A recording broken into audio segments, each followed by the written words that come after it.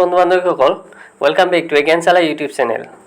বন্ধু বান্ধৱীসকল যোৱাকালি পৰীক্ষা আপোনালোকৰ ভালে হৈছে চাগে। কুৱেশ্যনবোৰ এভাৰেজত আছিলে, ইমান সহজো নহয় আৰু বহুতো টান নহয় কুৱেশ্যন। আপোনাৰ কিন্তু কাট অফ এবাৰ বহুত যাব পাৰে।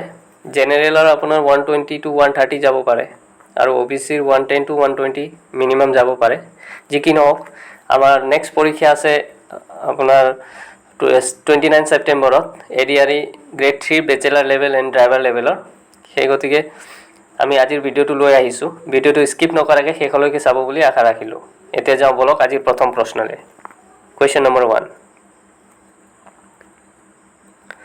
Which district was previously known as a Changmai Pathar? কোনখন জিলা পূৰ্বতে চাংমাই পথাৰ নামেৰে জনাজাত আছিল? চাৰিটা অপশ্যন দিয়া আছে, কামৰূপ, শিৱসাগৰ, তিনিচুকীয়া, ডিব্ৰুগড়। চাৰিটা অপশ্যনৰ ভিতৰত শুদ্ধ উত্তৰটো হ'ব অপশ্যন নম্বৰ চি, তিনিচুকীয়া। আৰু ইয়াক বেংমৰাও কোৱা হৈছিলে আগতে। ঠিক আছে, next question number 2, which Sikh guru built the famous gurdwara in Dhubri town? কোনখন শিখ গুৰুৱে ধুবুৰী চহৰৰ বিখ্যাত গুৰুদ্বাৰ নিৰ্মাণ কৰিছিল? চাৰিটা অপশ্যন দিয়া আছে, গুৰু গোবিন্দ সিং, গুৰু টেগ বাহাদুৰ, গুৰু হৰি গোবিন্দ, গুৰু হৰি কৃষ্ণন। চাৰিটা অপশ্যনৰ ভিতৰত শুদ্ধ উত্তৰটো হ'ব option number B, Guru Tegh বাহাদুৰ। গুৰু টেগ বাহাদুৰ আপোনাৰ 9 নম্বৰ শিখ গুৰু আছিলে। ঠিক আছে, আমাৰ next question number 3, which was the first speaker of Assam assembly? Assam বিধানসভাৰ প্ৰথম অধ্যক্ষ কোন আছিলে? চাৰিটা অপশ্যন দিয়া আছে, বাবু বসন্ত কুমাৰ দাস, দেৱেশ্বৰ শৰ্মা, লোকেশ্বৰ বৰা এণ্ড কুলধৰ চলিহা। চাৰিটা অপশ্যনৰ ভিতৰত শুদ্ধ উত্তৰটো হ'ব অপশ্যন নম্বৰ এ, বাবু বসন্ত কুমাৰ দাস। আৰু বৰ্তমান অসম বিধানসভাৰ অধ্যক্ষ কোন হয়? বিশ্বজিৎ দৈমাৰী। আমাৰ নেক্সট কুৱেশ্যন নম্বৰ 4,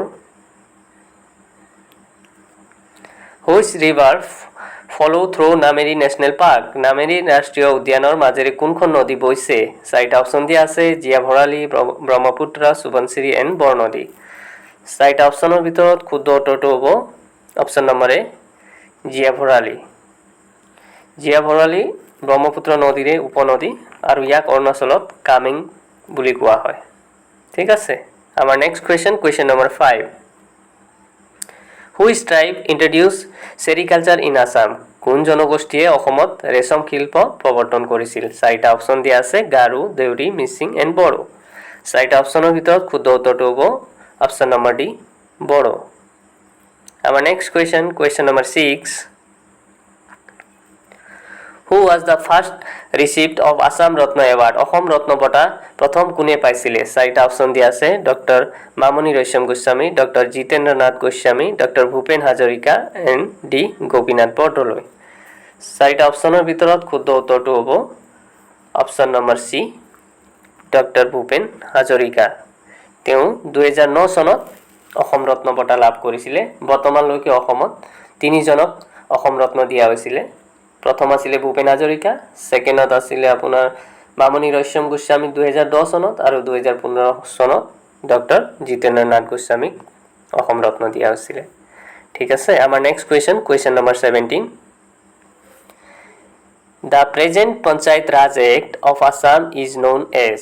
অসমৰ বৰ্তমান পঞ্চায়ত ৰাজ আইনখনৰ নাম কি? চাৰিটা অপশ্যন দিয়া আছে, আছাম পঞ্চায়ত ৰাজ act 1958, Assam panchayat Raj act 1973, Assam panchayat Raj act 1986 and Assam panchayat Raj act 1994। চাৰিটা অপশ্যনৰ ভিতৰত শুদ্ধ উত্তৰটো হ'ব option number D, Assam panchayat ৰাজ এক্ট 1994। এই আইনৰ মতে অসমত 3টা স্তৰত পঞ্চায়ত ৰাজ আছে, পঞ্চায়ত ব্যৱস্থা আছে 3টা স্তৰত। 1 নম্বৰত জিলা পৰিষদ, আঞ্চলিক আৰু গাঁও পঞ্চায়ত। ঠিক আছে, আমাৰ নেক্সট কুৱেশ্যন নম্বৰ 8, দ্য অভয় ঘাট সমাধি located in Ahmedabad belongs two? আহমেদাবাদত অৱস্থিত অভয় ঘাট কাৰ সমাধিস্থল? চাৰিটা অপশ্যন দিয়া আছে, মহাত্মা গান্ধী, জ্ঞানী জেইল সিং, মোৰাৰজী দেশাই এণ্ড জৱাহৰলাল নেহৰু। চাৰিটা অপশ্যনৰ ভিতৰত শুদ্ধ উত্তৰটো হ'ব option number C, Morarji Desai. আৰু মহাত্মা গান্ধীৰ সমাধিস্থলটো কি আছিলে? ৰাজঘাট। জেল সিঙৰ একতা স্থল বুলি কোৱা হয় আৰু জৱাহৰলাল নেহেৰু শান্তিবন আছিলে জৱাহৰলাল নেহেৰু আমাৰ next question number 9 which of the following state does not follow panchayat Raj system তলৰ কোনখন ৰাজ্যই পঞ্চায়ত ৰাজ ব্যৱস্থা অনুসৰণ নকৰে অপচন কিটা চাই লওঁ ৰাজস্থান অসম ত্ৰিপুৰা মিজোৰাম চাৰিটা অপচনৰ ভিতৰত শুদ্ধ উত্তৰটো কোনটো হ'ব অপচন নম্বৰ ডি মিজোৰাম তাৰ উপৰি মেঘালয় নাগালেণ্ড দিল্লী আদিবোৰ ষ্টেটতো পঞ্চায়ত ৰাজ ফলো নকৰে বা ব্যৱস্থা নাই ঠিক আছে আমাৰ next question number 10 What is the retirement age of governor of state ৰাজ্যৰ ৰাজ্যপালৰ অৱসৰৰ বয়স কিমান চাৰিটা অপচন দিয়া আছে 60 years 62 years 65 years and none of the above চাৰিটা অপচনৰ ভিতৰত শুদ্ধ উত্তৰটো হ'ব option number D none of the above ৰাজ্যপালৰ অৱসৰৰ নিৰ্দিষ্ট সময়সীমা নাই এটা ৰাজ্যত তেওঁলোকে 5 বছৰ আপোনাৰ 5 বছৰ কাৰ্য কৰি থাকে কাৰ্যবা কৰে ঠিক আছে 5 বছৰ হয় তাৰ পিছত বেলেগ ষ্টেটলৈ গুচি যায় সেইকাৰণে হেউলুকৰ ৰাজ্যৰ অৱসৰৰ সীমা নাই next question number 11 Currently how many members are in the SAARC organization SAARC organizationত বৰ্তমান কিমানটা সদস্য আছে চাৰিটা অপচন দিয়া আছে কি আছে 6 7 8 10 চাৰিটা অপচনৰ ভিতৰত শুদ্ধ উত্তৰটো হ'ব option number C 8 South Asian Association for Regional Cooperation বা Cooperation ইয়াত থকা 8টা কান্ট্ৰি কি হয় আফগানিস্তান বাংলাদেশ ভুটান ইন্ডিয়া মালদ্বীপছ নেপাল পাকিস্তান এণ্ড শ্ৰীলংকা কেতিয়াবা অপচনত দি দিব পাৰে তলৰ দিয়া which of the following is not SAARC member বুলি অপচন কিটা দি দিব পাৰে তেতিয়া গুটেই কিটা 8টাই আপোনালোকে মনত হ'ব লাগিব সেই গতিকে আপোনালোকক কৈ দিছো 8টা দেশৰ নাম next question number 12 What is the headquarter of SAARC SAARCৰ মুখ্য কাৰ্যালয় ক'ত অৱস্থিত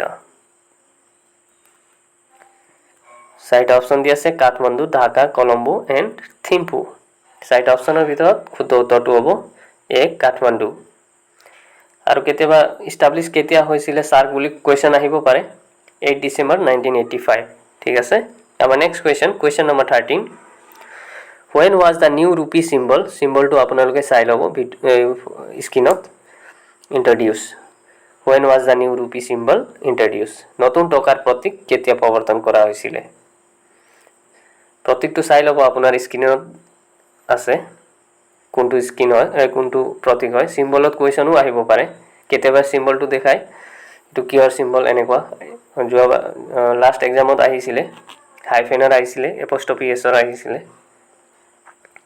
চাৰিটা অপচন দিয়া আছে 15 আগষ্ট 2010 15 জুলাই 2010 15 জুলাই 2011 26 জানুৱাৰী 2011 চাৰিটা অপচনৰ ভিতৰত শুদ্ধ উত্তৰটো হ'ব অপচন নম্বৰ বি 15 জুলাই 2010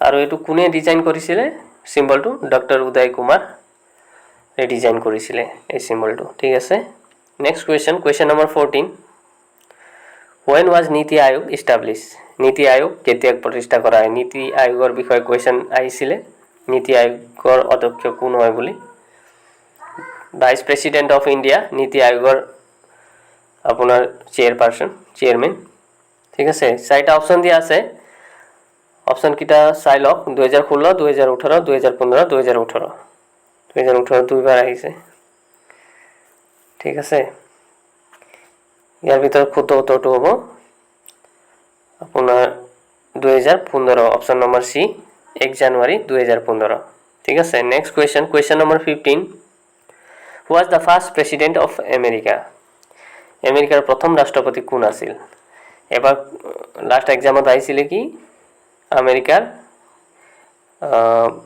নতুন ৰাষ্ট্ৰপতি নতুন নহয় 2024 চনৰ ৰাষ্ট্ৰপতি কোন হয় বুলি আহিছিল এই কাৰণে লাষ্টটো চাব লাগিব আৰু ফাৰ্ষ্টটো চাব লাগিব আমেৰিকাৰ প্ৰথম ৰাষ্ট্ৰপতি কোন আছিল চাৰিটা অপচন দিয়া আছে Abraham Lincoln Benjamin Harrison Bill Clinton আৰু জৰ্জ ৱাশ্বিংটন। চাৰিটা অপশ্যনৰ ভিতৰত শুদ্ধ উত্তৰটো হ'ব option number D George Washington. আমাৰ next question number 16 what is Big Ben? Big Ben কি হয়? চাৰিটা অপশ্যন দিয়া আছে fighter jet, musical instrument, clock tower, the great church. চাৰিটা অপশ্যনৰ ভিতৰত শুদ্ধ উত্তৰটো হ'ব option number C clock tower. এইটো ক'ত আছে? লণ্ডনত অৱস্থিত। ঠিক আছে। আমাৰ next question number 17 When was the Waterloo War fight? Waterloo যুদ্ধ কেতিয়া হৈছিলে? মনত পৰিছেনে লাষ্ট এক্সামত কি আহিছিলে? ৱাটাৰলু যুদ্ধৰ লগত কোন জড়িত বুলি আহিছিলে নেকি? তেনেকুৱা কুৱেশ্যন আহিছিলে। নেপোলিয়ন বনাপাৰ্ট এনেকুৱা অপশ্যনত আছিলে। ঠিক আছে, এতিয়া আজি কুৱেশ্যনটো লৈ আহিছোঁ মই ৱাটাৰলু যুদ্ধ কেতিয়া হৈছিলে? চাৰিটা অপশ্যন দিয়া আছে 1817, 1815, 1850, 1851। এই অপশ্যনৰ ভিতৰত শুদ্ধ উত্তৰটো হ'ব অপশ্যন নম্বৰ বি 1815। 1815 চনত ৱাটাৰলু যুদ্ধ হৈছিলে। ঠিক আছে, আমাৰ next question number 18 in which date NRI day is celebrate? কোন তাৰিখত প্ৰবাসী ভাৰতীয় দিৱস পালন কৰা হয়? চাৰিটা অপশ্যন দিয়া আছে 8 ফেব্ৰুৱাৰী, 9 ফেব্ৰুৱাৰী, 10 ডিচেম্বৰ, 11 মাৰ্চ। চাৰিটা অপশ্যনৰ ভিতৰত শুদ্ধ উত্তৰটো হ'ব অপশ্যন নম্বৰ বি 9 জানুৱাৰী। আমাৰ next question number 19 which is the following cause by air pollution? তলৰ কোনবোৰ বায়ু প্ৰদূষণৰ ফলত সৃষ্টি হোৱা? চাৰিটা অপশ্যন দিয়া আছে storm, landslide, tsunami and acid rain. বায়ু প্ৰদূষণৰ ফলত সৃষ্টি হোৱা লেণ্ডশ্লাইড হয় জানো? বায়ু প্ৰদূষণত লেণ্ডশ্লাইডটো নহয়। ঠিক আছে, শুদ্ধ উত্তৰটো হ'ব option number D acid rain. Acid rain is right answer.